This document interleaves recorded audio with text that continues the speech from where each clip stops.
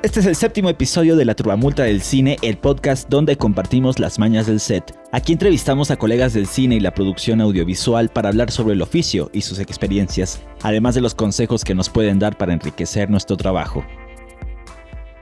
Antes de empezar a filmar una escena, antes de presupuestar y armar la logística de un rodaje, mucho antes de todo el proceso de preproducción de una película o serie, se necesita una historia escrita sobre papel. Se necesita un guión, un documento donde guionistas construyen la narración, donde en solitario o en equipo crean personajes y situaciones que se desarrollan en un contexto específico para que el espectador sea testigo de una acción dramática. El invitado del día de hoy es un guionista con experiencia en la creación de diversos contenidos, ya sea publicidad, series o telenovelas. Es autor de 2 guiones que actualmente se están produciendo, una por Cinépolis y la otra por la legendaria productora Mónica Lozano. Guionista de Demencia, una serie dirigida por Jorge Michel Grau y producida por TV Azteca Internacional, la bioserie de Bronco, Like, telenovela juvenil producida por Pedro Damián, y Médicos, Línea de Vida, telenovela producida por José Alberto El Güero Castro. Ha sido jurado en las convocatorias de guión de IMCINE, profesor de guión en el Centro de Capacitación Cinematográfica y asesor de diversos proyectos. Él es Ricardo Avilés. Hola Ricardo, muchas gracias por estar aquí. No, muchas gracias por invitarme. Me gustaría hacerte primero una pregunta un poquito fuera de contexto. ¿Cuál es el oficio o el trabajo que te gustaría hacer que no tenga absolutamente nada que ver con el cine? Si no hubieras dedicado al cine, ¿qué es ese trabajo que te hubiera gustado hacer? La verdad, me hubiera encantado ser psicólogo. De hecho, cuando yo salí de la prepa, estuve entre hacer el examen de cine o hacer el examen de psicología. O sea, como que la psicología siempre me atrajo muchísimo. De hecho, o sea, siempre quise contar historias, siempre fui como un mentiroso nato. O sea, desde chiquito me inventaba cosas para salirme de problemas y todo. Y siempre fui como súper dramero y, o sea, las historias siempre estuvieron ahí. Pero la psicología siempre me atrajo. O sea, cuando en prepa empecé a llevar psicología, dije, wow, esto está increíble. Y que creo que no está tan separado con lo que hago, porque al final de cuentas, crear personajes tienes que meterte como, aparte de que estás inventando, pues también tienes como que agarrar psicología de personas que conoces. Entonces, creo que pude como hacer un match. Pero creo que psicología hubiera sido... O sea, yo sería el más feliz teniendo un consultorio y dándole terapia a la gente. O sea, la verdad, la pasaría increíble. Y sí estuve, o sea, tuve un momento donde dije, ok, ¿cine o psicología? Y hablando con amigos, o sea, la verdad es que como que tuve como esa disyuntiva. Y luego hablando con amigos me decían, güey, no mames, no. O sea, tú contar historias es lo tuyo. ¿Qué vas a hacer en psicología? ¿Te vas a estar en un consultorio? Y yo, sí, ¿verdad? Creo que sí. Y pues ya, me decidí por cine, pero psicología siempre estuvo como ahí latente. Presente. Ok. Correcto. Con Ricardo hablaremos sobre el proceso creativo del guionista, la importancia de fijarse un deadline y descubrir el proceso creativo personal. Ahondaremos en su trabajo en series de televisión y telenovelas para descubrir las peculiaridades y diferencias que tiene escribir para este tipo de contenidos, comparándolos con el cine. Nos contará sobre la experiencia de escribir en equipo, la importancia de reconocer y no temer escribir cine de género, además de algunos consejos para los educadores de guionistas desde la experiencia que ha tenido como profesor de guionismo. Escucha el episodio completo, seguro te será de utilidad, y suscríbete a nuestro canal en YouTube para que tengas acceso al contenido adicional a esta entrevista. Yo soy Lalo Hernández y esto es La Turbamulta del Cine.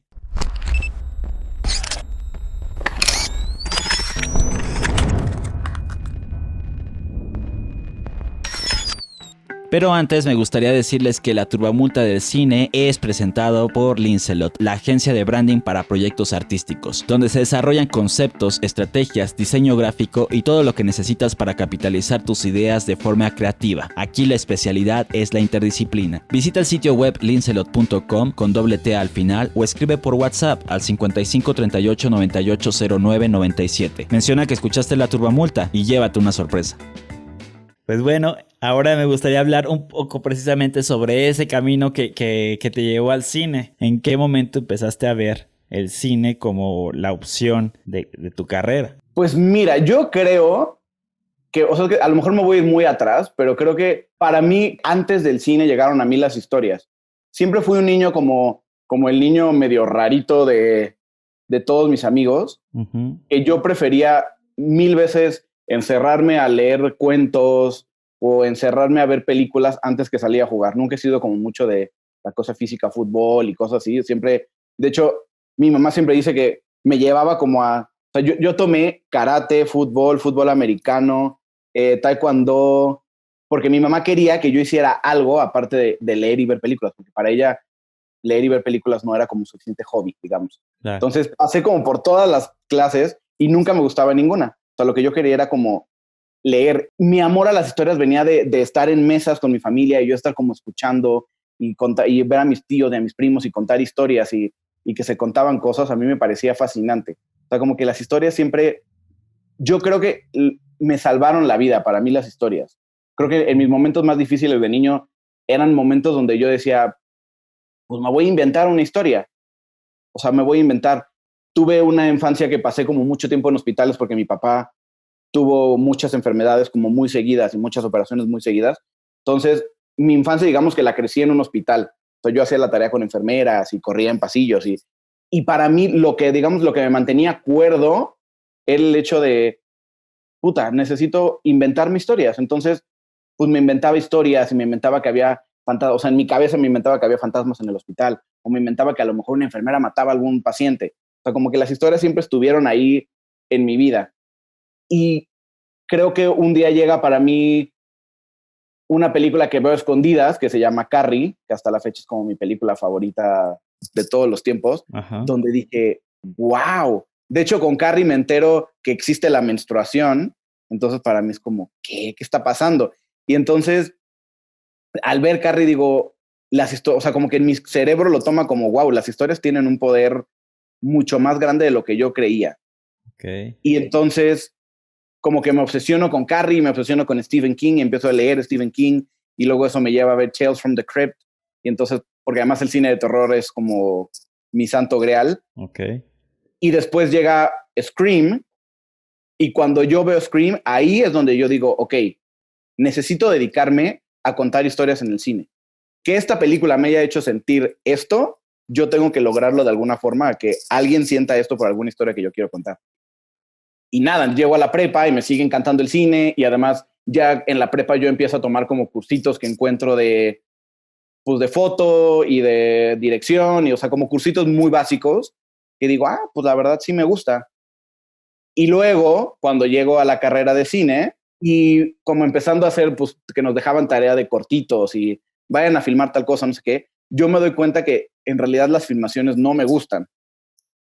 Y digo, uy, creo que elegí mal mi carrera, creo que me tengo que ir a psicología, no me la estoy pasando tan bien. Y un día, cuando yo, de hecho, estoy pensando como en dejar cine y en irme a psicología, un maestro se me acerca y me dice, o sea, ¿qué está pasando? Y yo le digo, pues creo que el cine no es lo mío, o sea, creo que hacer cine no es lo mío. Y me dice, pues es que a lo mejor o sea, por lo que he visto, lo tuyo es contar historias, lo tuyo es el guión.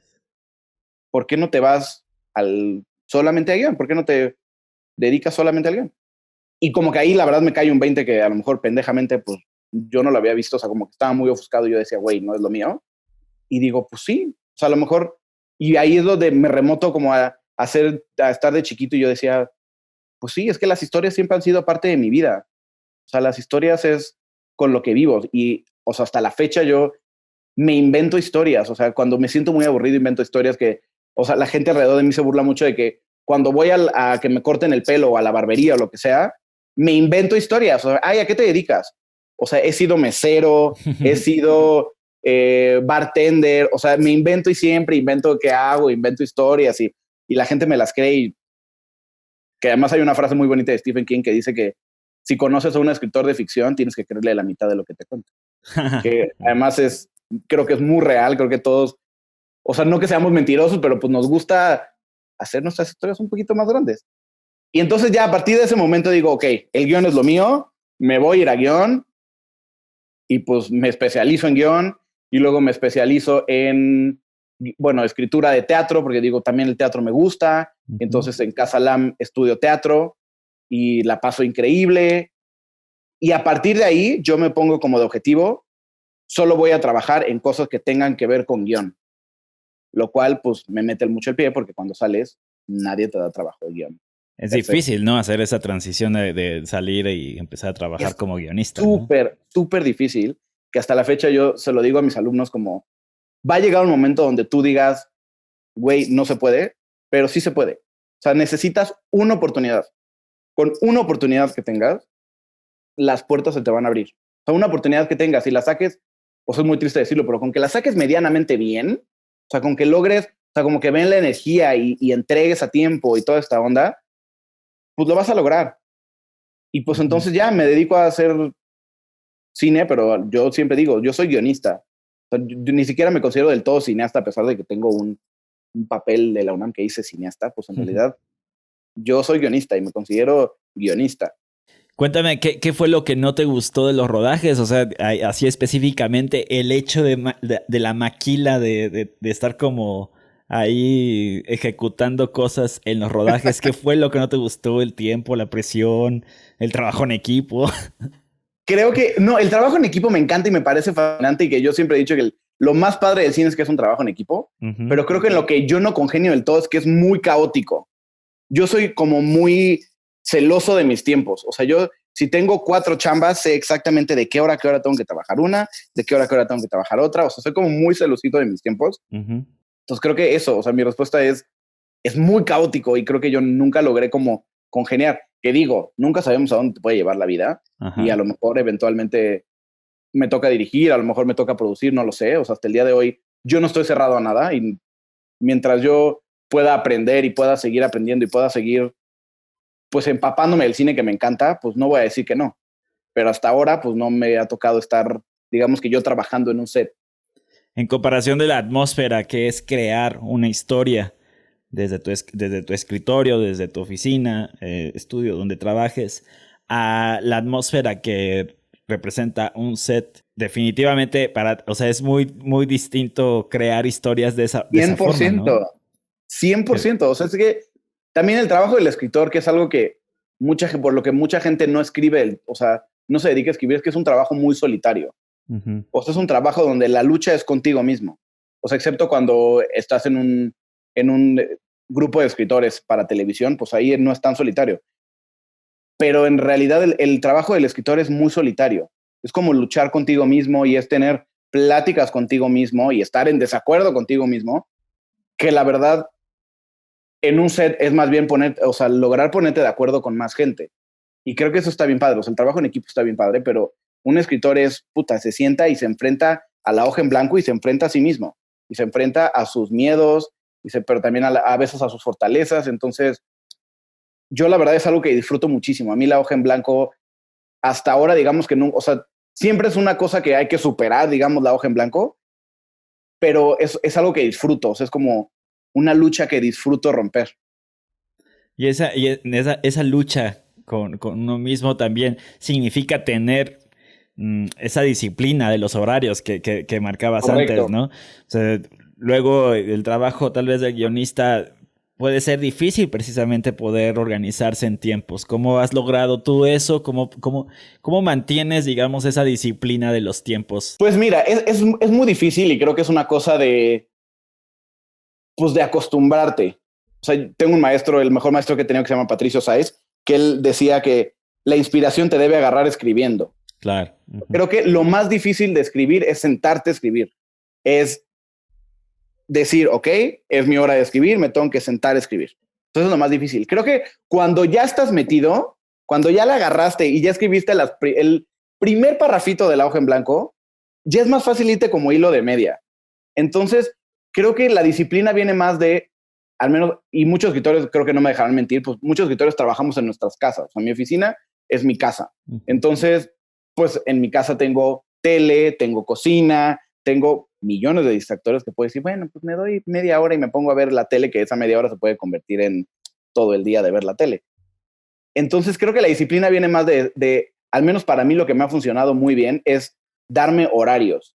O sea, darme horarios que no puedo romper y darme horarios que yo sepa que no puedo romper.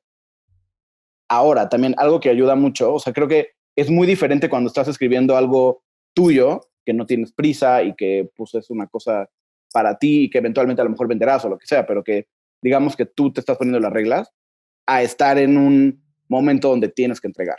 porque el deadline creo que es la mejor inspiración que puedes tener. Sí, o sea, claro. si no entregas el martes, te corren, o si no entregas el martes, no te pagan. Entonces, pues yo creo que nadie quiere que no le paguen. Entonces, el deadline es tu mejor amigo, a pesar de que puede sonar tonto, el deadline es tu mejor amigo. Con el deadline es cuando dices, güey, tienes horas, chingale, o no llegas a tu entrega y te corren. Entonces creo que es muy diferente y creo que donde más pesa la disciplina es cuando estás escribiendo algo tuyo. Porque cuando estás escribiendo algo tuyo, al final de cuentas no tienes un deadline. O sea, entonces tú tienes que ser tu propio jefe y decir, o sea, creo que como escritor puedes dividir tu cabeza en, puta, uno es el jefe, uno es el chambeador, lo que sea, y el jefe tiene que decir, a ver, tienes que entregar tantas páginas o tienes que entregar tantas escenas o mínimo sentarte a escribir, que yo lo que siempre digo y se lo digo mucho a mis alumnos es la creatividad, o sea, siento que el proceso creativo también es de momentos muy cortitos. O sea, al menos para mí, yo nunca he sido una persona que dice, bueno, puta, escribí 10 horas en un mismo guión. Pues yo la verdad nunca he sentido eso. A lo mejor a lo mejor sí puedo estar 6 horas sentado frente a la compu, pero de esas 6 horas, en realidad escribí 45. Pero son 45 que escribí y le di con todo, y que en 45 pude sacar cosas increíbles y que cosas que puedo leer y decir a huevo. Creo que el proceso creativo es momentos muy chiquitos. La cosa es como te decía, es que te agarre escribiendo. Si el proceso creativo te agarra en medio de ver la tele, pues se va. Exacto, se va. Los alumnos siempre preguntan, ¿cómo haces para poder escribir tanto? O cómo no te distraes. Y siempre digo lo mismo, el deadline te hace escribir. Te escribes porque escribes. Pero si no tienes un deadline, el punto es sentarte y decir, quiero trabajar en esta historia y quiero hacer esta historia. Y no frustrarte porque siempre escuchamos en entrevistas de escritores que dicen, no, yo me desvelaba y escribía toda la noche y pues a lo mejor tu proceso creativo no funciona así. A lo mejor tu proceso creativo es una media hora, pero en media hora lograste hacer algo muy cañón y la gente dice, es que yo después de escribir media hora me siento súper cansado. Es completamente válido. El proceso creativo es diferente para cada quien. A final de cuentas, escribir es un arte, o sea, yo sí lo veo como un arte. A lo mejor el cine es un arte que se va como más hacia el lado comercial, pero a final de cuentas es de la nada agarrar letras y hacer una historia. Entonces, pues tampoco es fácil y es un proceso a veces doloroso y muy cansado, pero nada, no tener miedo y no frustrarse, pues que el proceso creativo es diferente para cada quien. Hablabas del deadline como la mejor inspiración a veces, ¿no?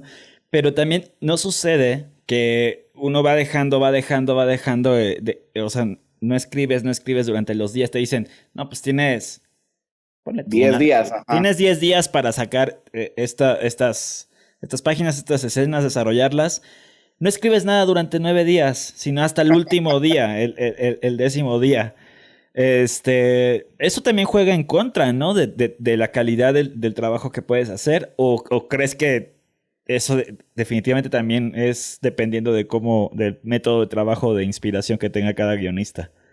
Yo creo que todos procrastinamos. Creo que todos los escritores procrastinamos alguna vez. Incluso yo que soy como súper celoso con mis tiempos y soy de no. Si tengo 10 días, lo voy a entregar al octavo. En el octavo usualmente ya lo tengo. Pero no, la verdad es que el deadline cuando suena muy largo, te hace procrastinar. De hecho, cuando yo estoy en Writer's Room, usualmente siempre lo que traigo, o sea, lo que intento decir es, no hagamos el deadline tan largo, porque el deadline tan largo nos juega en contra. O sea, ahí sí estoy de acuerdo contigo. Es un deadline que suena como muy lejano y dices, ay, 20 páginas en 40 días, las saco en chinga. Y lo vas dejando y lo vas dejando y lo vas dejando. Pero ahí es donde el deadline se convierte en tu mejor amigo, porque te das cuenta que no trabajaste en 40 días y en 7 horas lograste sacar un capítulo completo. O sea, ahí es donde te das cuenta que el deadline sí te jugó. O sea, a pesar de que más bien la procrastinación te jugó en tu contra, pero el deadline sigue siendo tu amigo. Te dice, güey, mañana es la entrega, hazle como puedas.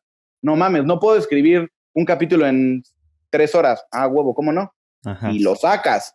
Hay gente que funciona, o sea, he conocido escritores que funcionan en procrastinación perfecto. O sea, que se esperan a los últimos minutos y digo, puta, va a sacar una porquería y sacan cosas brillantes. Sí, o sea, creo que hay gente que le funciona.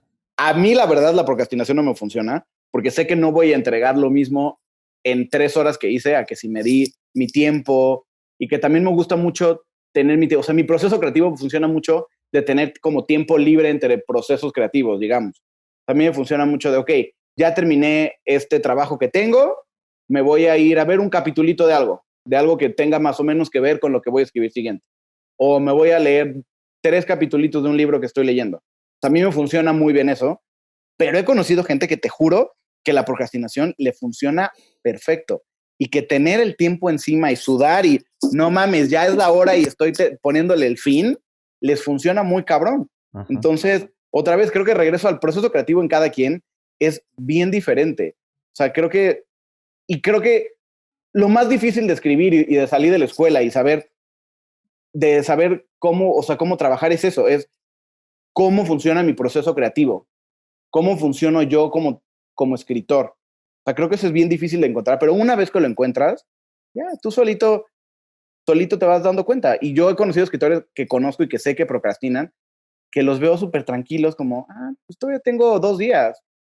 Y yo digo, verga, para mí sería como 2 días, ya estoy con el agua en el cuello. Ajá. Pero no, para ellos funciona muy bien.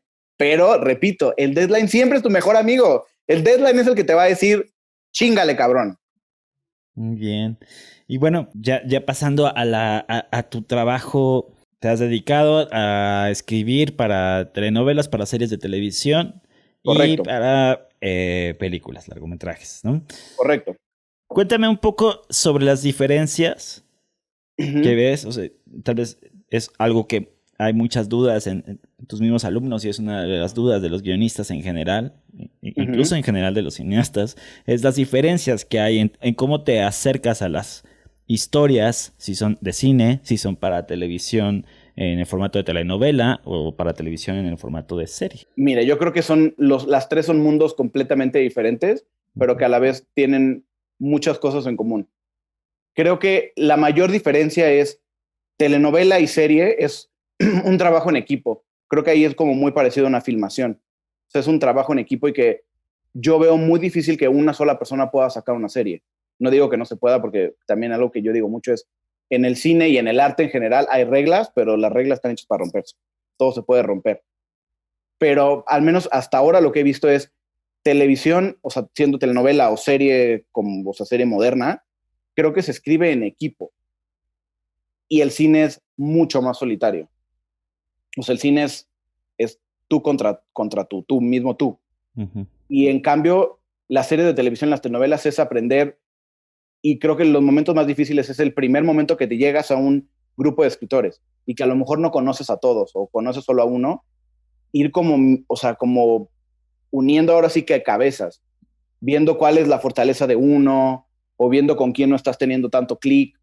Y luego lo segundo, algo que yo siempre digo es, yo creo que las escuelas de cine deberían dar muchas más clases de telenovela. O sea, creo que tocan la telenovela como muy por encimita. Entiendo que es porque viene de un lugar de no queremos a las telenovelas y lo consideramos como un género menor. Pero creo que no debería ser así. O sea, creo que a final de cuentas México ha creado mucho melodrama. O sea, las telenovelas es lo que realmente nos ha puesto en los ojos del mundo y además es lo que nos ha dado trabajo por años y nos ha dado mucho trabajo audiovisual a los mexicanos por muchos años. Entonces, no digo que yo siempre he amado las telenovelas. Yo también cuando estaba estudiando yo decía, güey, nunca voy a escribir una telenovela. Uh-huh. O sea, qué oso escribir telenovela. Y luego cuando llegué por primera vez a una telenovela, que fue una telenovela para chavitos, me enfrenté con que, puta, no sé nada de hacer telenovelas. O sea, en la escuela nunca me enseñaron, o sea, me enseñaron como una batidita de telenovela, pero nunca entendí, no mames, tengo que pensar en 160 capítulos. O sea, ¿y en cuántos ¿cómo? Personajes? Claro. O sea, y yo me acuerdo que la telenovela se llamaba Like. Eran fácil 9 personajes protagónicos. 9. ¿Sabes? Y que además no solo cada uno tenía que tener su arco, sino que los arcos se tenían que mezclar entre ellos y que además los finales tienen que ser súper contundentes, pero el final de viernes tiene que ser mucho más contundente y el lunes tiene que tener como una medio recapitulación de lo que viste la semana pasada. O sea, creo que la telenovela tiene muchísimas reglas y creo que deberíamos respetar muchísimo a la gente que escribe las telenovelas, porque la verdad es que sí es un mundo completamente diferente. O sea, yo estoy seguro, o sea, yo me ha tocado y yo lo viví, que hacer grandes series de televisión y saber escribir series de televisión no significa que puedes hacer una buena telenovela. O sea, cuando llegas a la telenovela te das cuenta que no sabes nada.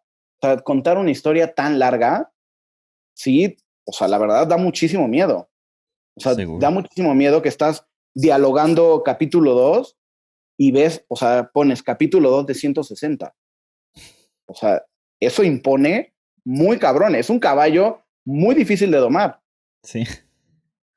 Que al mismo tiempo, en serie de televisión, el caballo muy difícil de tomar es, puta, mi historia se siente mucho más larga que 10 episodios. Entonces, cuando vas en el capítulo 2 y dice 2 de 10, dices, puta, no voy a llegar al 10. O sea, la historia se me va a quedar mocha en el 10. Deberíamos meternos mucho más a cómo funciona cada mundo. A final de cuentas, pues en las carreras de cine y en los cursos de guión, a lo que más se meten es cine, a este proceso solitario y a este proceso de, tu propia historia. Sí. Que además también algo que a mí me ha tocado ver es la probabilidad de que tu primer trabajo de cine sea una historia tuya es muy baja. O sea, no lo digo como algo negativo. Lo más seguro es que alguien lea tu guión y diga, pues este chavito escribe bien, lo voy a contratar, pero no lo voy a contratar para este guión. Lo voy a contratar porque, oye, ¿qué crees? Tengo una idea. Y entonces te van a pichar su idea. Y entonces, pues échale con eso. Ahí es donde la serie de televisión, la telenovela y las películas tienen una cosa en común y que creo que los escritores deberíamos aprender y deberíamos darle como mucha más carnita es ¿qué me interesa de esta historia? O sea, por ejemplo, yo cuando entré a la primera telenovela que era Like, yo decía, puta, pues la verdad, o sea, una escuela de ricos como que no me llama tanto la atención y, o sea, no sé, como que yo no hacía clic. Y poco a poco, o sea, ya en las primeras juntas y ver a los demás escritores de telenovela, que además eran escritores chonchos y grandes escritores que le sabían al quehacer de telenovela, le fui encontrando cosas que quiero contar. Entonces, yo soy gay y entonces yo dije, ok, quiero ver un personaje gay, o sea, ver en televisión nacional lo que a mí me hubiera gustado ver a los 14. Entonces, como que me intenté meter como mucho por ahí. O sea, quiero aprender. Y entonces, como que en cada proyecto vas encontrando qué quieres contar y que creo que eso es lo padre de escribir, porque mucha gente y muchos alumnos, que creo que es más como de alumnos, porque ya escritores como más profesionales no tienen esa cosa, pero los alumnos son mucho de, ay, no, es que yo no quiero escribir cosas que no sean mías. Pues Sí. no vas a tener trabajo nunca, al menos que, o sea, que tengas la suerte o estés en el lugar correcto y alguien te compre tu película y ya te haga súper famoso, pero está bien padre encontrar de la historia que parece que no tiene nada en común contigo, encontrarle ese clic en común, encontrarle a esa historia qué quieres decir esa historia. Porque al final de cuentas, al contar historias, no podemos evitar dejar algo de nosotros, algo de lo que pensamos nosotros. Entonces está bien padre darte el tiempo y darte el tiempo de querer a tus historias. Pero entonces, darnos chance de querer a las historias creo que es algo que tiene en común las películas, las series y las telenovelas. Y ya la diferencia es, pues, cómo se escriben. O sea, es completamente diferente. Las El cine, estructuras. las estructuras son completamente diferentes. Muchas veces en las escuelas de cine salimos con la estructura de 3 actos. Y luego llegas a la serie y dices, "Uy, ¿y cómo pongo los 3 actos en esto?" Que sí, las series tienen, o sea, la mayoría de las series tienen 3 actos digamos, en su temporada completa, pero no funciona igual. O sea, no puedes usar un Save the Cat para las series de televisión. A lo mejor te ayuda, pero no puedes usar la misma estructura. O sea, son historias, sí, y las historias tienen un inicio, un conflicto y un desenlace, pero el proceso creativo es diferente y el cómo se escribe es diferente. O sea, incluso cómo se escribe ya en página, el cómo tú acotas, cómo tú dialogas, es diferente. O sea, en telenovela, pues a final de cuentas la telenovela es mucho más hablada. O sea, los conflictos son mucho más hablados. Es muy raro en la telenovela que haya mucho silencio. O sea, la telenovela no es de silencio, la telenovela es de diálogos. En cambio, yo veo como que la serie es mucho de silencio. O sea, los silencios dicen mucho. Y en las telenovelas los diálogos son los que están moviendo la historia, los que te están contando. Entonces, creo que es lo que debemos aprender, o sea, lo que a mí me gusta enseñar a mis alumnos es cada cosa es un mundo, trátalo diferente. Y no tengas miedo de ver que tenga sus diferencias y que a lo mejor cuando entras a una telenovela, pues no le sabes tanto, pero pues aprende. Hago una pequeña pausa para agradecer en este episodio la colaboración de Heiser Media, una casa productora que sirve como plataforma para impulsar el desarrollo de nuevos talentos. Ha estado involucrada en la producción de películas como Día 6, El Emperador de Michoacán y el documental Batreni. Además, en cortometrajes multipremiados como el documental Por los Caminos del Sur, Necrópolis y No Pases por San Bernardino. Ofrecen sus servicios para desarrollar proyectos, carpetas, servicios de producción y postproducción tanto para cine como contenidos digitales y publicidad. Visita su página web heisermedia.com.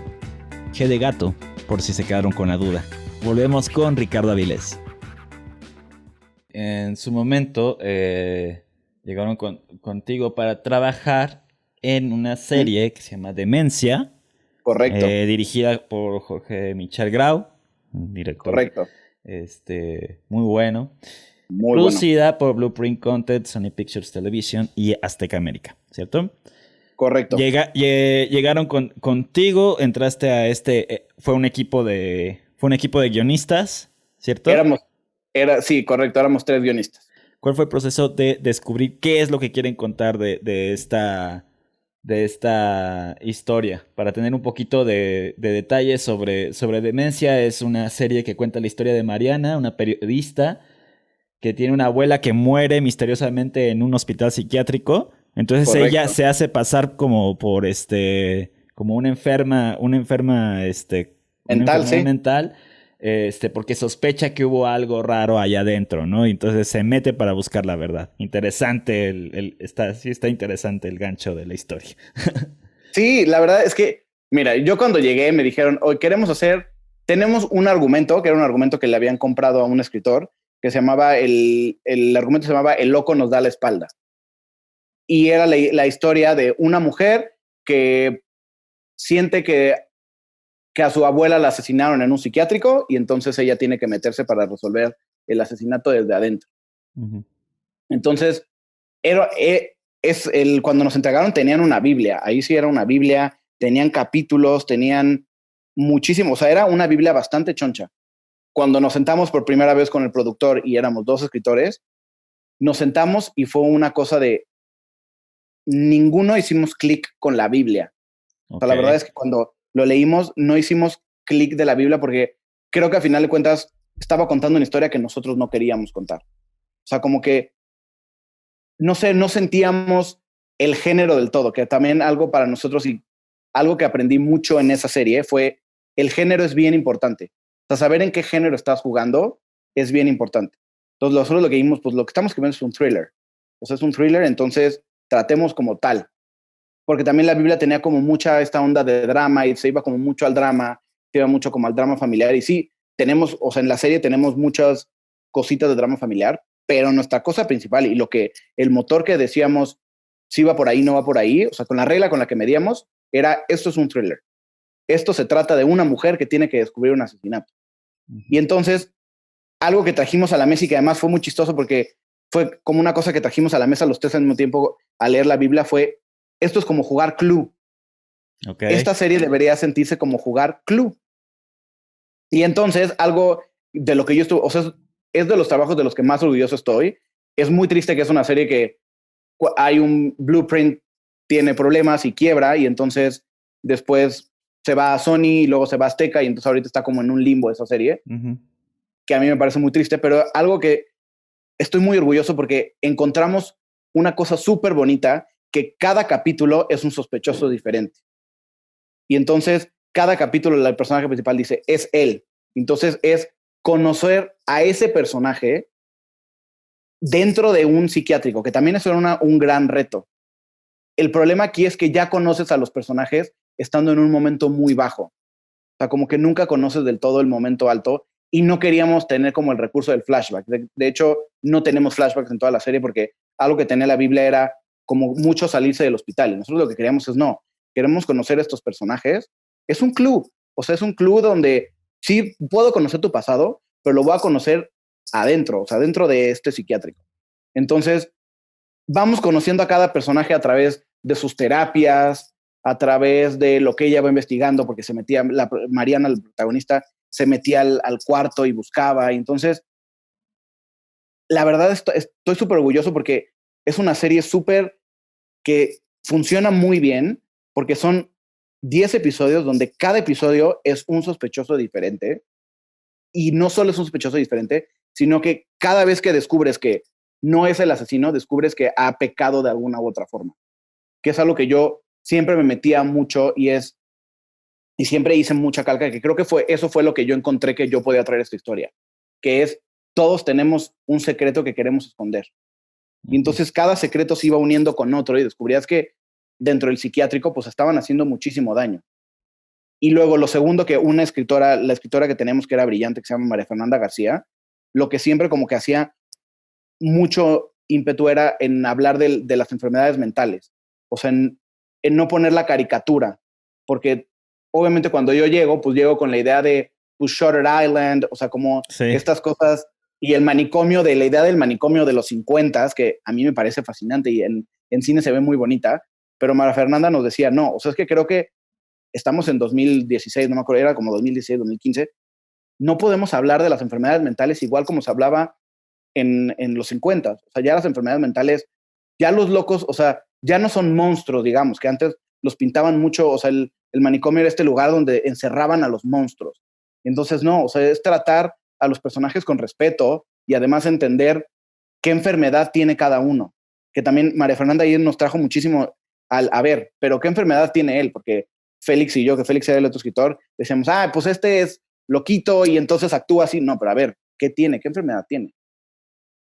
Entonces también estuvo bien padre como meternos, y ahí es donde además regresa mi amor a la psicología, ¿sí? donde digo, o sea, es súper interesante entender la patología de cada personaje y entender que cada uno tiene su falla y además irle metiendo fallas al personaje principal, porque además el personaje principal, pues al final de cuentas entra en una vorágine del que no logra salir al final de la serie. Y no sé, fue un grupo de escritores muy doloroso porque eran jornadas muy largas, porque nuestro productor Raúl era, o sea, la verdad, algo que tiene bien padre Raúl es, pues, le da mucho al detalle, o sea, él veía cada detalle y cada cosita, entonces eran jornadas muy largas. Había momentos donde eran 3 de la mañana y yo había llegado a las 2 de la tarde y estábamos ya exhaustos. O sea, había momentos donde incluso Félix de Valdivia, que seguro va a ver esto, tenía momentos de arranques, de enojo, donde era obvio porque llevábamos mucho tiempo encerrados, o sea, nos veíamos las caras demasiado tiempo. Entonces, lo que siempre nos reímos ahora los tres es, no mames, fue un manicomio por sí solo, o sea, escribir demencia fue un manicomio, o sea, fue un manicomio. Entonces, pues creo que también eso funcionó porque son también guiones muy oscuros, es una serie bastante oscura donde, pues, sí cuesta trabajo empatizar con los personajes, porque le quisimos meter como un secreto muy en particular a cada uno, pero al mismo tiempo también tiene muchos momentos como de drama familiar que son muy bonitos. Pero, pues nada, sí fue un proceso súper largo. Bueno, en realidad fue un proceso largo, digamos, de horas, pero fue un proceso muy corto, que además es algo que pasa mucho en series en México y que también muchos de mis alumnos me dicen, ¿por qué nuestras series no están tan bien escritas como las gringas? Porque no hay talento. Yo siempre digo, no, es que el talento en México está. La cosa es, no tenemos el mismo tiempo que en Estados Unidos. Mismo presupuesto. Ni mismo presupuesto, pero, o sea, ponte en el grupo de escritores. No, o sea, los escritores gringos tienen 1 año para escribir una serie. Les dan 1 año completo. Para una temporada. Para una temporada. Y se pueden ver diario, pero se ven 3 horas o se ven todo un día, pero es 1 año. Nosotros hay veces que tienes 3 meses para escribir una serie. No es lo mismo, ni vas a tener la misma cantidad de drafts. Y no estoy queriendo escudarme y estar diciendo que, o sea, que tenemos muchas series que no son tan buenas por eso, pero yo sí veo que tiene mucha razón eso. O sea, yo creo que tenemos escritores fantásticos, hay escritores increíbles en este país y escritores que, o sea, que pueden escribir cosas increíbles, pero el tiempo no es el mismo. Claro. O sea, el tiempo también juega en nuestra contra. Y algo que pasó en Demencia es, nosotros nos dijeron, no me acuerdo, era como 4 meses para escribir la serie. Entonces nos empezamos no a confiar, pero pues empezamos a trabajar según 4 meses. Y un día llega nuestro productor y nos dice, ¿qué creen? Sony y Azteca pues ya la quieren empezar a filmar. Entonces les quedan, en vez de que les queden 2 meses, les quedan 2 semanas. Ay, cabrón. 2 semanas. No, y entonces fue de, ¿qué hacemos? Y entonces ahí es donde empezó estas jornadas larguísimas, donde tenemos que entregar, tenemos 2 semanas. O sea, me acuerdo que nosotros estábamos en el grupo de escritores haciendo el capítulo 6 y escuchábamos los castings en el cuarto de al lado. Uh-huh. O sea, ya estaban haciendo casting. Ya la presión encima, ya escuchando los castings, ¿no? Me acuerdo que luego estábamos en grupo de escritores y el productor decía, ay, vamos a ver el set. Puta, íbamos a ver el set de algo que todavía ni siquiera habíamos terminado de escribir. O sea, sí era una presión enorme. O sea, ya teníamos actores de personajes que todavía ni siquiera habían terminado de cerrarse en la serie. Wow. Entonces, sí fue una cosa de locura, donde sí, yo me acuerdo que soñaba con esta historia. Sí fue una demencia escribir demencia. O sea, la verdad, sí fue una locura.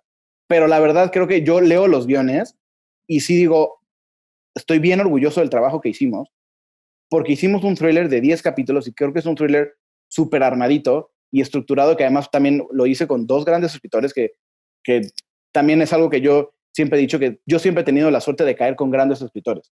O sea, el equipo lo hace todo y ellos fueron grandes escritores que también, y al igual que yo, lo dieron todo y que además cada uno tenía, o sea, lo suyo. O sea, Félix era muy bueno con dialogar. Félix tenía diálogos brillantes, pero Fer era muy bueno estructurando. Entonces, o sea, cada uno va encontrando en qué es bueno.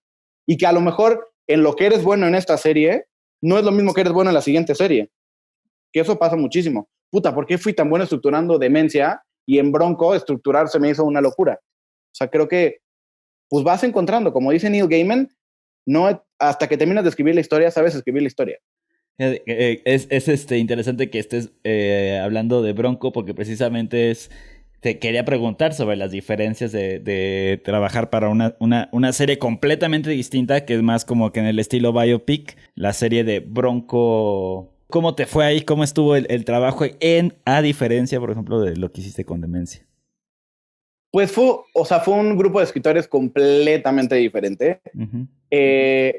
La pasé increíble también y además también lo hice con grandes escritores, pero fue muy diferente. Además, para empezar, yo en Bronco, cuando a mí el jefe de escritores, que es Julio Geiger, me habla para entrar al grupo de Bronco, yo tengo unas vacaciones planeadas ya, que no, o sea, que la verdad ni podía ni quería mover. Uh-huh. Y le digo, pues no puedo ahorita. Entonces me dice, ok, ¿te parece si entras como, digamos, como al segundo momento? Y yo digo que sí. Entonces, cuando yo entro a Bronco, digamos que el piloto ya está hecho y ya tienen como una idea general de las escaletas.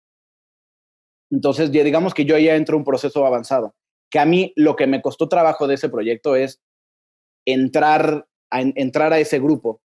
No porque los escritores no me dejaran entrar, porque además todos eran increíbles y todos me dejaron entrar de inmediato, sino porque ellos ya tenían una forma de trabajar. Claro, ya estaban acostumbrados a exactamente, ya era una maquinaria. Era una maquinaria que ya estaba caminando y yo cuando entro, ay, o sea, todavía me cuesta trabajo. Entonces, pues creo que mi enseñanza ahí es, o sea, aprender a entrar de golpe a un grupo que no, o sea, que no, además yo no conocía a 2 de los escritores, éramos 5 escritores, entonces yo no conocía a 2 de los escritores, entonces como ni siquiera los termino de conocer cuando ya estamos trabajando y ya estamos como en esta maquinaria que ya están dando. Pero fue un proceso muy diferente porque aquí teníamos mucho rebote directo ya de quien nos estaba produciendo, que era TNT. Uh-huh. Algo que en Demencia no. En Demencia estábamos a la deriva. O sea, en Demencia empezaron las notas hasta que empezó la filmación. En Demencia, Sony y Azteca nos empezaron a decir hasta que ya los guiones estaban terminados. O sea, ya terminados nos daban notas. Okay. En cambio, en Bronco era desde antes. Mandábamos escaleta y TNT la regresaba con notas. Entonces, pues sí, es muy diferente, digamos, porque digamos que fue un poquito más estructurado, porque tienes a esta presencia que te está, pues es un ir y venir de notas y que te está dando, entonces, poco a poco, o sea, va quedando el 2 y ya nos pasamos al 3 y así, o sea, vamos como mucho más estructurado. También porque ahí fue la primera vez que en un grupo de escritores yo tenía un jefe de escritores, que era Julio. Uh-huh. En Demencia no había jefe de escritores. En Demencia éramos los 3 contra los 3 y ningún voto valía más y ni madres, era una locura. En Bronco era Julio, o sea, Julio era el que llevaba y decía, ok, hoy vamos a ir por aquí. Y que Julio, o sea, nos escuchaba y todo, y es un gran jefe de escritores, pero pues no es lo mismo tener una cabeza, que además la cabeza, digamos que es como el contacto con TNT, con el contacto con Turner, y entonces, pues, ahí es como todo mucho más estructurado. También para mí fue diferente porque yo nunca había hecho una... Bueno, nunca y no. O sea, cuando yo entro a Bronco, yo ya había estado en un grupo de escritores para hacer la biopic, bueno, la bioserie de Raúl Velasco, que se iba a llamar Aún hay más. Y era una producción de Lemon, pero hay problemas en producción, hay problemas en Televisa y el proyecto se muere. Pues yo, o sea, ya había estado, digamos, en una bioserie. Y entonces como que ya medio le había agarrado la onda, pero cuando entro a Bronco descubro que no. Estábamos basándonos muchísimo en el libro de Lupe Esparza. Entonces yo había momentos donde decía, ¿y si pasa esto? Y me decían, no, pero es que eso no pasó en el libro. Y yo, pues sí. Que en Raúl Velasco me da como, o sea, como que era mucho más la libertad, digamos, de inventarme cosas. Y en Bronco era como mucho más de, no, o sea, a ver, tenemos este libro, pues estamos, digamos, Bronco funcionó más como una adaptación del libro. Ok. Adaptar la vida de Lupe Esparza. También algo que a mí me cuesta trabajo es, cuando yo entro a Bronco, la verdad no sé, casi no sé nada de Bronco. De hecho, una historia muy chistosa, cuando a mí me hablan de Bronco, o sea, me habla Julio y me dice, quiero que entres a la serie de Bronco. Lo primero que yo pienso es Bronco el candidato, porque además estaba como en Claro. Yo dije, ¿por qué van a hacer una serie de Bronco? Y entonces cuando él sigue hablándome, me cae el 20 y digo, Bronco la banda. Ajá. O sea, entonces yo no sabía mucho de Bronco. En realidad me pongo, o sea, antes de entrar, me acuerdo que yo venía regresando de vacaciones, porque yo sabía que, o sea, regresé un sábado y el lunes entraba al grupo de escritores. Venía escuchando en el avión canciones de Bronco y leyendo el libro de Lupe Esparza como para empaparme de esto. Y la verdad no es música en la que yo estaba familiarizado. Ni de Entonces, niño, o sea, no te llegó de niño la... Me llegó, pero nunca fue como una cosa de, Bronco, voy a poner yo Bronco. Claro. En sí. cambio, Itzel Lara, que es una gran escritora y que estaba en el grupo, ella se sabía todas las canciones y se sabía la letra, y Elías Marín, que era otro escritor, también se la sabía, y entonces yo, la verdad, no, entonces como que las escuchaba, y entonces me fui empapando y me fui enamorando de Bronco.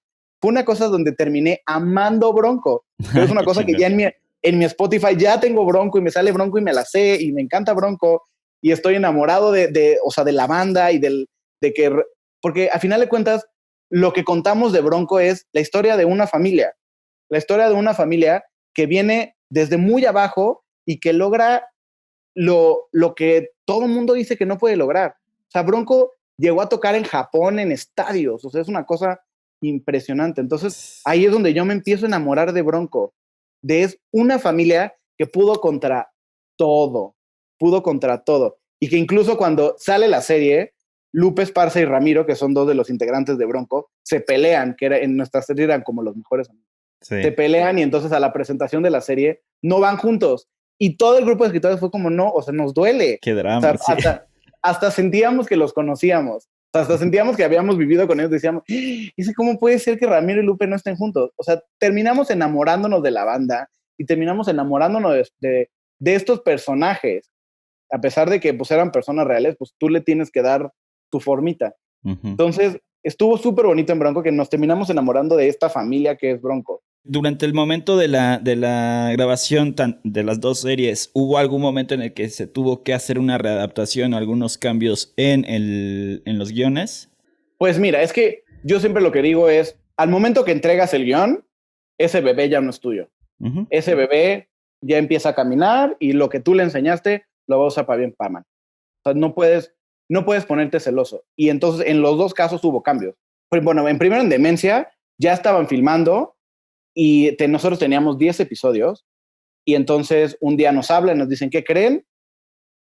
Que Sony ya no quiere, o sea, bueno, más bien entre Sony y Azteca vieron que no tienen espacio para poner 10 episodios, queremos que sean 8.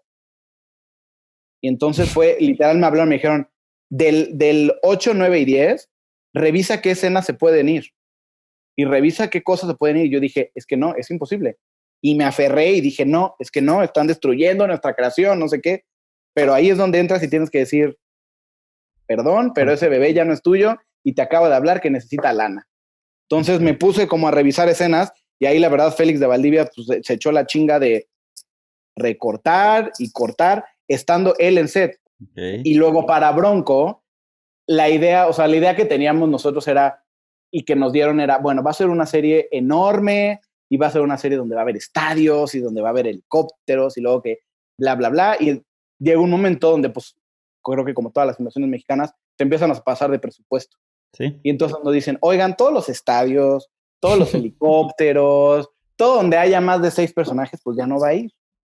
Y nosotros teníamos Sucede. escenas, pues escenas que funcionaban en trama, o sea, que no solo eran para engolosinar la vista, sino que funcionaban en trama, o sea, que estaban en medio del concierto y algún fan y no sé qué, y pues vean qué cosas pueden cortar y vean qué cosas pueden hacer porque ya no necesitamos. Que ahí es donde el jefe de escritores, digamos que donde le entra toda la chamba y él tiene que ver qué cosas funcionan, qué cosas no funcionan, mover. Pero creo que los cambios son inevitables. O sea, la verdad, yo no me, o sea, siempre me sorprendo cuando llegan, pero no debería sorprenderme porque en todos lados, incluso en las películas. Sí. O sea, pues los cambios son inevitables. Al final de cuentas, no me gusta decir que el guión es una guía, porque no es una guía solamente, o sea, el guión es más que una guía, pero al final de cuentas, pues el guión se va a adaptar a la filmación y también la filmación se va a adaptar al guión. O sea, creo que es un conjunto y no puedes solo decir, no, si está en el guión se hace así. Sí. Sí, al final como guionista, pues no te salvas de la misma habilidad que debe tener un cineasta, un realizador, un especialista de cualquier área de la industria audiovisual. Tenemos que estar siempre adaptándonos a las circunstancias, a Correcto. los tiempos, a los presupuestos, al cambio, las cosas que están sucediendo, las cosas que suceden. O sea, ahorita tenemos también el tema del COVID-19 que está cambiando la forma como se están Correcto. grabando las cosas en set, y esto ha influenciado o ha también exigido de los guionistas pues hacer algunos tipos de cambios Los guiones, en los claro. guiones. Lo escuchaba en el podcast de Jorge Michel Grau, de hecho, Uh-huh. hablaban de cómo han tenido que estar adaptando la nueva temporada de la serie de Luis Miguel también. O sea, al fin y al cabo, Claro. tenemos que tener esa resiliencia y capacidad de adaptarnos todos los que formamos parte de la industria audiovisual, ¿no? Claro, y no solo la industria audiovisual, creo que el arte en general está, o sea, tiene que estar hecho para adaptarse. O sea, creo que el arte que no se adapta es el arte que más la gente empieza a olvidar. O sea, el arte se tiene que adaptar a todo. O sea, los libros se adaptan a un Kindle. O sea, todo se tiene que ir adaptando, porque si no, pues va a morir eventualmente. Y también creo que en México la adaptación, o sea, es algo, a final de cuentas, no es un país primermundista. Entonces, el dinero no es el mismo que hay en Estados Unidos. O sea, incluso hay actores que luego no llegan a ser porque están en otras chambas, porque no pueden, con una sola chamba no sobreviven. Entonces, pues sí hay que adaptarnos, en México hay que adaptarnos y creo que lo que debemos hacer como, digamos, como equipo, porque yo siempre he visto que los que hacemos cine, tele y telenovelas somos un equipo y creo que lo que hay que hacer es apoyarnos entre nosotros y aprender a adaptarnos. O sea, tenemos que adaptarnos, no podemos solo, o sea, es difícil porque al final de cuentas, pues es tu trabajo y pues te da celos que la gente le meta mano, pero pues es un trabajo en equipo y en el trabajo en equipo tienes que estar dispuesto y tienes que confiar, que también creo que es algo que a veces cuesta trabajo, confiar en tu equipo, confiar en que tu equipo está haciendo lo mejor para el proyecto, porque confiar en que ese equipo quiere el proyecto tanto como tú. Ujú. Oye, retomando un poquito el trabajo que hiciste en las telenovelas, en Ujú, televisión, pues trabajaste, o sea, tienes algunas telenovelas como, pues, hablabas de Like, la leyenda, que está ujú, producida por Pedro Damián, ¿no? Y correcto, Médicos, línea de vida, ¿cierto? De cierto, José Alberto El Güero Castro. correcto. Eres dialoguista en esta serie, en estas telenovelas, perdón, ¿no? ¿Cuál es el Correcto. trabajo del dialoguista? ¿Y cómo como dialoguista, digamos, te metiste a estos proyectos y cómo trabajas esos personajes? Hablábamos de los personajes de Like, la leyenda, que eran unos personajes, unos chicos, chavos, de clase alta, Ujú. tal vez muy lejanos a tu realidad, no lo sé, pero al fin y al cabo, pues como dialoguista tienes que hablar como los personajes, supongo, ¿no? ¿Cómo es ese La- trabajo? Pues mira, para empezar, el dialoguista es la persona que hace los diálogos. O sea, digamos que te mandan, o sea, sé que suena muy obvio, pero o sea, sí hay como mucha pregunta en eso. Llega la escaleta y lo que tú haces es adaptar la escena. Hay muchas veces que la escaleta te viene como muy clara, o sea, te dice, tal personaje está en tal lado y tiene que llegar a tal lado, y o sea, es como muy clarita. y entonces tú pues, lo que haces es meter diálogos y hacer que funcione. Pero hay veces que la escaleta no viene tan clara. O sea, te dicen, pues este personaje y este personaje pelean acerca de esto. Y entonces, pues ahí es una chamba un poquito más grande, pero también mucho más rica, que yo disfrutaba mucho. O sea, que de hecho es algo que me pasó en las 2 telenovelas, que es en Like, o sea, el equipo de escaletistas, que son como, digamos, la primera parte de este guión, mandaban las escaletas como muy en específicas. Y al momento que van viendo que ya entendemos a los personajes y ya entendemos, las escaletas pueden no ser tan específicas. No refiero que están mal hechas, sino están muy bien hechas, están bien estructuradas, pero no es tan específico de este personaje le dice esto y esto le responde esto, sino te van dando una idea. O sea, se tienen que pelear y tienen que llegar a esto. O sea, ya van confiando en sus dialoguistas. Y entonces, pues tú tienes como toda la carnita y tienes como, pues lo rico de hacer una escena, de hacer que funcione una escena. Y entonces, la verdad, ahí aprendes muchísimo. Algo padre de las telenovelas y algo padre de ser dialoguista es, uno, aprendes o sea, que la pluma se tiene que mover en chinga, porque en telenovela tienes que entregar de 10 a 12 capítulos por semana. O sea, tienes que ir en friega. Dos, ahí aprendes a confiar mucho en los demás, o sea, en el equipo, porque al final de cuentas no estás, o sea, no siempre tienes el tiempo de leer las escenas antes y después de las tuyas. Entonces, pues tienes que confiar que está funcionando y que la escaleta está funcionando. Creo que la confianza es algo que en telenovelas se tiene que dar sí o sí. Y es un trabajo muy rico. O sea, a mí dialogar es algo que me gusta mucho, porque al final de cuentas es la chamba que, ok, o sea, digamos que la estructura ya medio te la están dando, pero algo rico de dialogar es aprender a escuchar a la gente. Que algo que me pasó en Like es, ok, son chavitos clase alta, ok, más o menos como que lo que entras pensando es, yo tengo una idea. Entonces, si son chavitos clase alta, pues lo que piensas es, hablan como Carla Sousa de Nosotros los Nobles. O sea, son como fresitas y así. Pero luego cuando empiezas a escuchar a los chavos de esa edad, que ya no tenían mi edad, dices, no mames, hablan otro idioma. Sí. O sea, o sea, cortan palabras que yo no cortaba, tienen mucho de hacer, de abreviar, tienen mucho de juntar cosas. Entonces, yo lo que hice es, literal, con mis sobrinos me ponía a escuchar y había palabras que decían y yo las anotaba. O sea, así como un tío así, escuchando así, anotando palabras, porque no es lo mismo. O sea, no es lo mismo un fresa en el 2012 a un fresa ahorita. O sea, es completamente diferente y hablan de otras cosas y su preocupación es otra.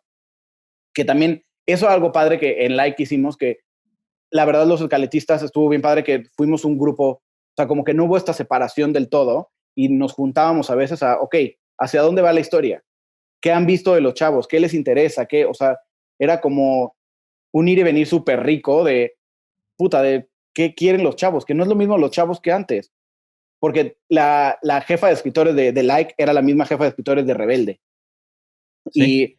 Y como que ella dijo como, pues van por ahí. Y luego ella solita te dabas cuenta que, no mames, es una generación muy distinta. Sí. Es una generación completamente diferente y que con solo meterle el celular no los haces modernos. Ajá. Que es algo que yo veo mucho en tele y cine, que hay historias que no se sienten, o sea, aunque les pongan el celular y aunque hablen de Instagram y así, la verdad no se sienten como chavos, porque los chavos se preocupan de cosas completamente diferentes a las que nos preocupamos nosotros.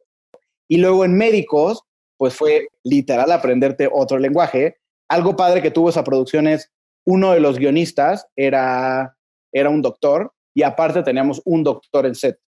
Okay. Entonces, cualquier cagada que podías hacer, pues como que hubo varias, o sea, la verdad es que tuvimos varias cagadas que salieron al aire, que pues se nos filtraron y que pues llegaron a producción. Ajá. Pero la verdad es que intentamos ser súper respetuosos de lo que podía o no podía pasar.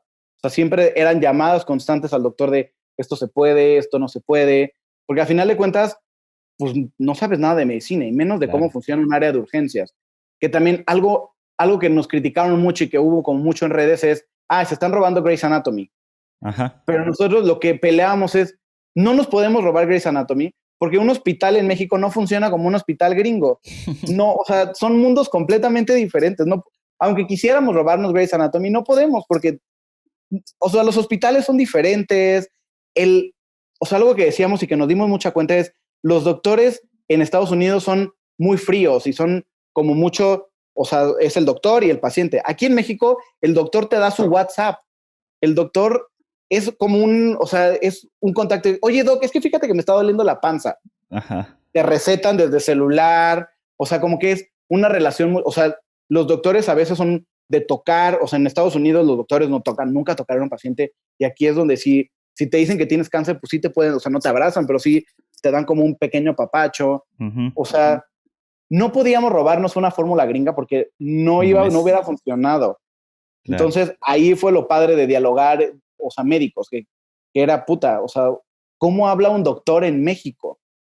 Y lo importante de como guionista también hacer fact-checking e investigar, ¿no? O sea, la importancia de, o sea, si vas a hablar de médicos, de un hospital psiquiátrico, de un grupo muy famoso de música norteña de los 90s, todo eso significa que no nada más va a ser como que lo que quieras inventar y todo, no, tienes que hacer investigación y cómo la investigación es muy importante para que tu trabajo realmente, pues no sea ni siquiera, o sea, que puedas construir bien las historias y que no seas tampoco al final criticado. Claro. Luego te haces viral por los errores. Claro, y que nos dicen médicos nos pasó, pero, o sea, creo que es darle a la historia el respeto que se merece.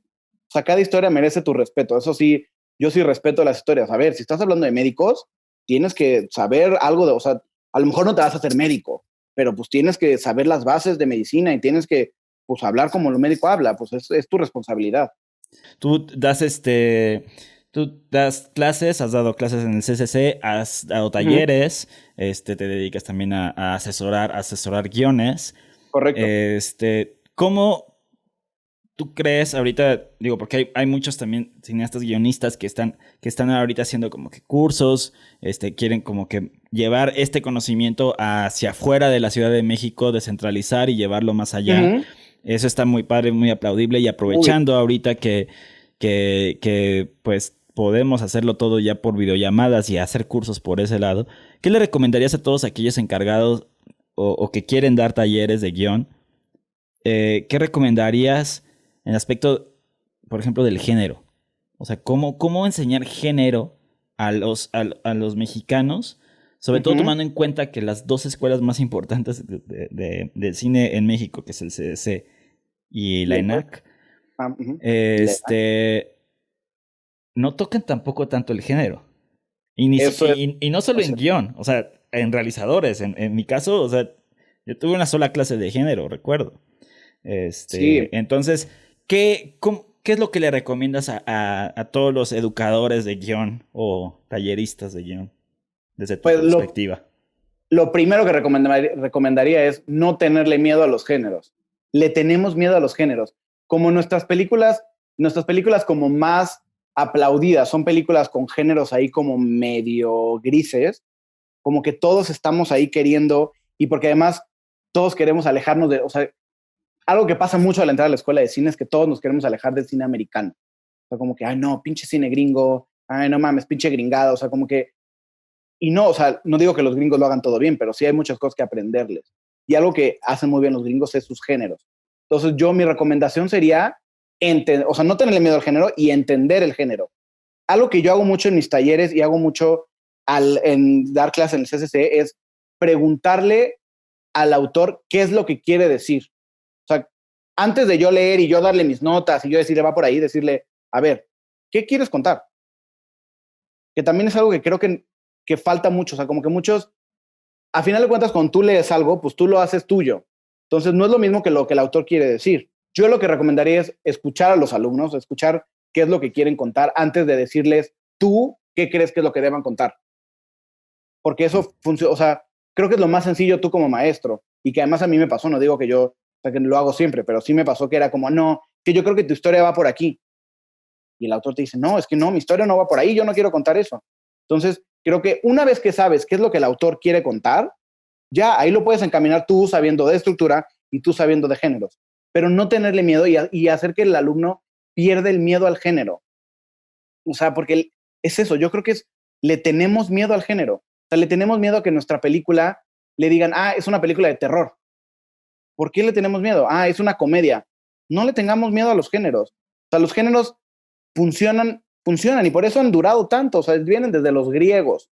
O sea, entender los géneros y entender la estructura también de cada género, porque cada género, o sea, a pesar de que todos, o sea, la mayoría de las películas se rigen por 3 actos y lo que sea, cada género tiene como su guiñito, su estructura, que no hay que dejar de lado y que que no nos valga. Entonces yo lo que diría es, pues no le tengan miedo al género y no intentar que los autores, que son los alumnos, escriban la historia que tú te gustaría escribir con eso que ellos te están dando. Que es difícil, o sea, a mí como maestro me pasa mucho, que yo digo, puta, es que tu historia no va por ahí. Y el autor, no, es que sí va por ahí. A lo mejor todavía no he llegado ahí del todo, pero de que va por el camino que yo estoy diciendo va. Y no ser necios de camino. Yo me acuerdo cuando yo estudiaba y me decían notas que yo decía, es que no, mi historia no va por ahí. Entonces me seguían recalcando sobre esas mismas notas, sobre esas mismas notas. Y decía, es que obviamente no te estoy entregando lo que tú me estás pidiendo porque no estoy contando la historia que tú me quieres que cuente. Sí. Pues. Entonces creo que esa sería mi recomendación, como primero escuchar al autor, o sea, escuchar a ese alumno qué es lo que quiere contar. Y sobre género, en cuestión de material, tal vez, no sé, textos o material didáctico, o cómo crees que podríamos empaparnos más sobre la forma de codificar cada género, de dónde se agarra ese material. Ahí. Mira, yo no soy muy del libro del Save the Cat de Blake Snyder, porque creo que es como muy cerrado. Ahora, es algo que en México la mayoría de las productoras buscan, que eso es algo muy cierto. Pero algo que tiene bien padre el Save the Cat tiene una diferenciación de géneros, como el tonto que gana, tiene como estos pequeños géneros que creo que eso te puede dar una idea de hacia dónde va tu historia y qué quieres contar con tu historia. Ese sería el primero. Pero yo lo que siempre digo, o sea, hay muchos libros, How to Write a Damn Thriller, o sea, hay muchos. Robert McKee también habla mucho de géneros y es súper interesante. Sí. Pero lo principal es ver películas, ver qué películas. La primera tarea que dejo a todos mis alumnos, y mis alumnos no me dejarán mentir, es de tu historia, piensa cuál es la película que más se parece, buena, o sea, que tú consideres buena, cuál es la película buena que creas que se parece, y cuál es la película que tú consideras mala que también se parece a tu historia. Y ve las dos. Y todo el mundo dice, no, pero es que no quiero ver la mala, pero de la mala es de donde más sacas. ¿Por qué a la mala no se parece? Porque, no sé, o sea, darte un ejemplo, porque sus chistes son de pastelazo. Ok, entonces tú no quieres eso. Entonces, ver películas, pero ver con estructuras por qué sientes que esa sí funciona y por qué esa no funciona. Entonces, para mí lo principal, para entender los géneros es, ok, porque además todas las historias ya fueron contadas. O sea, eso es cierto y no significa que no, o sea, que ya estamos viendo repetición, no. O sea, aunque a pesar de que las historias fueron contadas, nadie ha contado esa misma historia por ti. Es algo que yo siempre les digo a mis alumnos.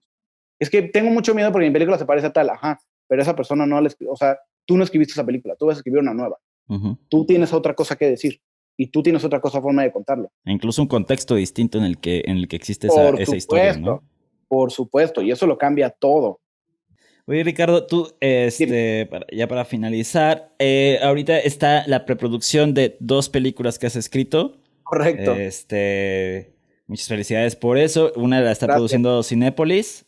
Correcto. Acá Entre Nos. Acá Entre Nos se llama. Sí. La otra la está produciendo Mónica Lozano, por medio de Alebrijes, productora. Correcto. ¿Qué se llama? Mi maestra se comió a mi amigo. Mi maestra se comió a mi amigo. ¿Qué satisfacción te da esto de que por fin ya, que van a salir 2 películas con una buena producción detrás, sí. Vas a tener atrás a personas importantes del cine? ¿Cuál es la satisfacción que te da esto y la satisfacción que te da dedicarte a lo que has querido desde niño? Pues para mí la verdad es que, o sea, va a sonar muy trillado, pero es un sueño hecho realidad. O sea, yo lo agradezco todos los días que me están pagando por hacer lo que hago todos los días, o sea, por inventar historias. Y creo que es algo en lo que yo estoy muy agradecido y que, pues la verdad sí, o sea, es un sueño y además porque esas 2 películas, que además ahorita estoy trabajando en otras películas, gracias a esas películas, ahorita estoy trabajando en otras 4 películas para más adelante. Entonces, lo que me da mucha emoción es que esas 2 películas son 2 ideas mías que yo escribí cuando no tenía chamba. O sea, cuando yo salí de la escuela y dije, solo me voy a dedicar a escribir, estuve casi un año no sin chamba, pero haciendo chamba de publicidad. Escribí comerciales para Bimbo, para Alfarma, para Panam, hice millones de comerciales porque quería escribir. Pues dije, pues, y además la publicidad paga bien. Entonces, en ese año y cacho, casi 2 años que estuve sin chamba real, digamos, de cine, de guionista, me puse a escribir estas 2 historias. Y una es una comedia de amigos y la otra es una película de terror para niños. O sea, son completamente diferentes y las 2 lograron encontrar su lugar. Entonces estoy súper contento porque además Mónica Lozano está súper feliz con esta historia y para mí, o sea, trabajar con Mónica Lozano es como un gozo porque, o sea, claro, es uno de los pesos pesados del cine mexicano. Sí. Luego que Cinépolis, que es una empresa enorme, quiera apostar en mi película, para mí es como una cosa, pues, a veces hasta me cuesta trabajo creerlo. Me da como esta cosa del síndrome del impostor que digo, no, en algún momento se dan cuenta que la historia está horrible. Entonces, creo que a mí lo que me lleves ahí es dar una recomendación de escribir tus propias cosas. O sea, se va a tardar. O sea, a mí, la de mi maestra se comió mi amigo, la escribí terminando el CUEC, o sea, hace casi 7, 8 años. O sea, se tardó en llegar a Mónica Lozano y pasó por 3 productores antes, que no se logró hacer. Y va a llegar, pero, o sea, si tú sigues ahí, va a llegar y el lugar está ahí. Y además, pues no tener miedo a no lograrlo. O sea, yo siempre lo que le digo a mis alumnos es, si tú quieres lograrlo, lo vas a lograr. Porque en este país queremos historias. Estamos dispuestos a comernos las historias. Nos comemos las historias de una manera impresionante. Desde comidas familiares hemos aprendido que las historias son nuestro todo. Entonces, o sea, creo que todos tenemos la capacidad de lograrlo. Y, o sea, creo que yo soy la prueba. O sea, yo soy la prueba viviente porque pues tengo 2 películas que además amo y que además son muy diferentes que se van a hacer y entonces estoy muy contento, la verdad, de que vayan a llegar a una pantalla grande. Sí, son 2 películas que ya arrancó su preproducción, tuvieron que pausar por la contingencia de COVID-19, pero por el bichito, pero sin duda ahí estarán y las veremos en su momento, ya las estoy esperando. Espero que sí. Pues Ricardo, muchas gracias. Gracias a ti por invitarme. Ha sido de verdad una información muy valiosa la que nos has compartido. Muchas gracias por abrirte también a compartir esta información a toda la turbamulta del cine, a toda la comunidad cinematográfica y de la industria audiovisual. Muchas gracias por invitarme. Espero sirva de algo. Así es como terminamos este episodio. Suscríbete a nuestro canal de YouTube. Ahí puedes ver los consejos que Ricardo le da a los guionistas que participan en las convocatorias de IMCINE y nos habla de su experiencia como jurado de estas convocatorias. Sin duda fue un gran episodio que espero les sea de utilidad. Dejen un comentario o escríbanme a hola@laturbamulta para mantenernos en contacto y saber qué invitados y temas les gustaría escuchar. Yo soy Lalo Hernández y ustedes, la Turbamulta del Cine.